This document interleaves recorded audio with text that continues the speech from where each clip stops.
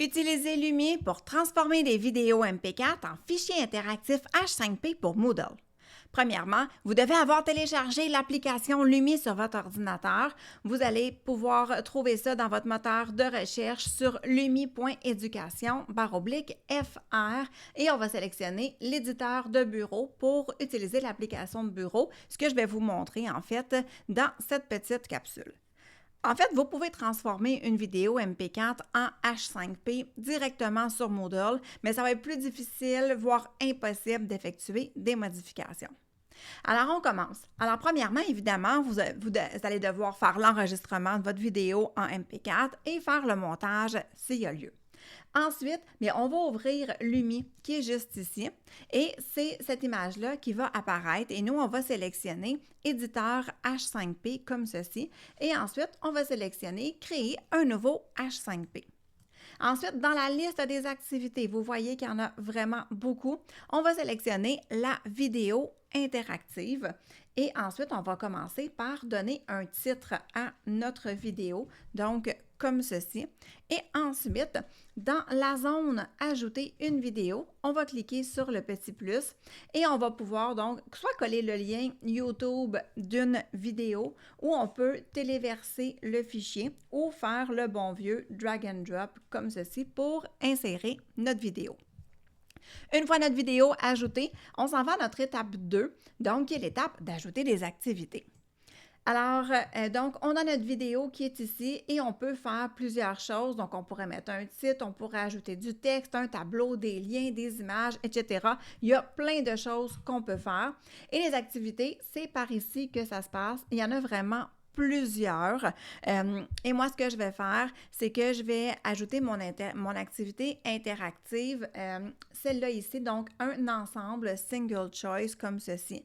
Donc, je clique sur cette activité et en fait, avant, ce que je voulais faire, je vais juste l'annuler. Donc, je vais la mettre à la poubelle comme ceci et je vais juste m'assurer que je suis à la fin de ma vidéo parce que c'est là que je veux mettre ma question. Donc, je vais aller à la fin de ma vidéo et ce que je vous suggère de faire, quand vous enregistrez votre vidéo, je vous suggère de vous laisser quelques secondes à la fin de votre vidéo où vous ne parlez pas, où vous ne donnez pas d'explication, où c'est comme un blanc et c'est à ce moment-là que vous allez pouvoir mettre la question finale, donc la question de fin.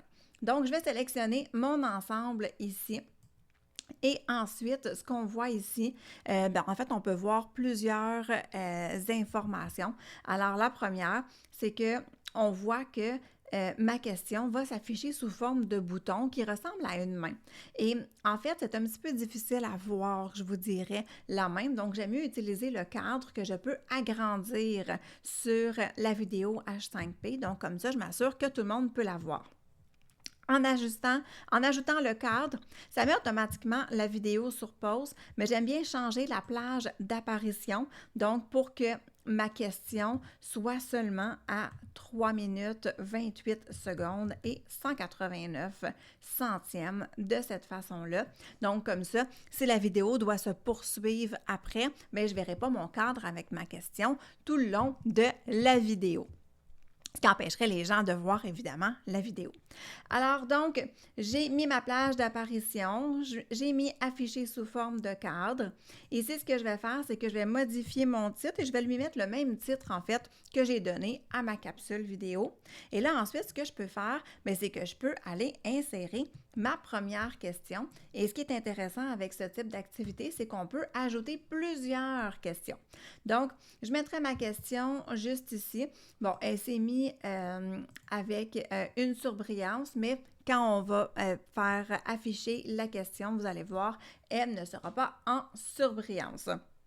Alors, je pourrais écrire mes réponses si possible. Donc, moi, je mettrais par exemple, on va mettre oui ou non à la question, tout simplement. Et en fait, ce qui est intéressant ici, c'est que la première réponse qu'on va écrire, mais ce sera la réponse qui est la bonne. Donc, on pourrait ajouter plusieurs réponses différentes, mais ça va faire en sorte que ça va être la première seulement qui va être la bonne.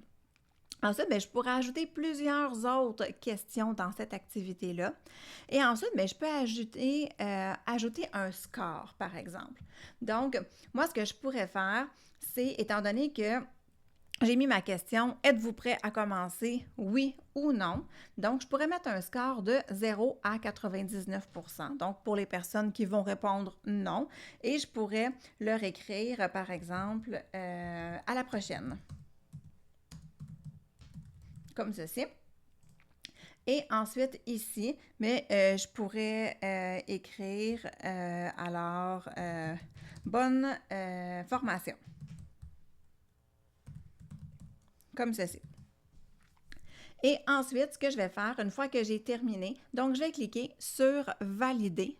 Et une fois que la question va être validée, en fait, elle va s'afficher par-dessus la vidéo sous forme de cadre. Donc, c'est ce que vous voyez ici. Et c'est ce que je vous disais, en fait, qui était intéressant parce que là, je peux la déplacer. Et ce que je peux faire aussi qui est intéressant, mais c'est que je peux la redimensionner comme ça avec les poignées de redimensionnement.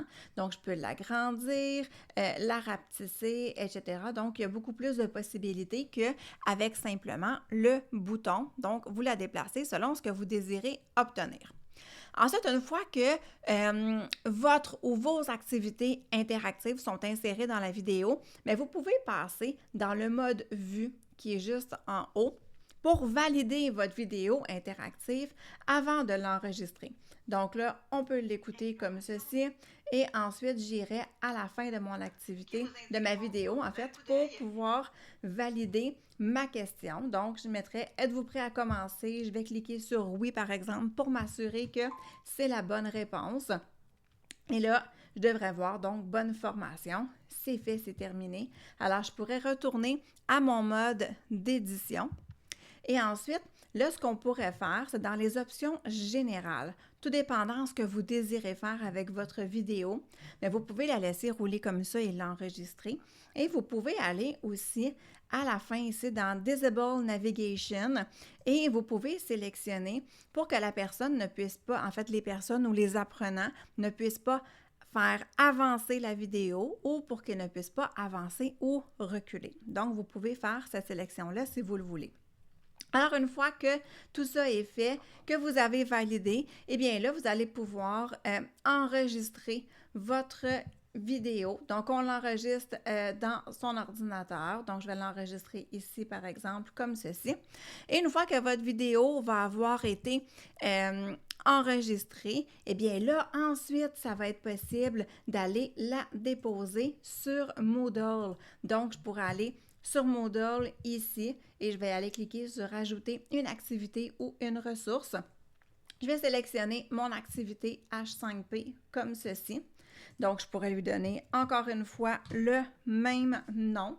Ensuite, je vais utiliser par exemple le drag and drop pour venir insérer ma vidéo.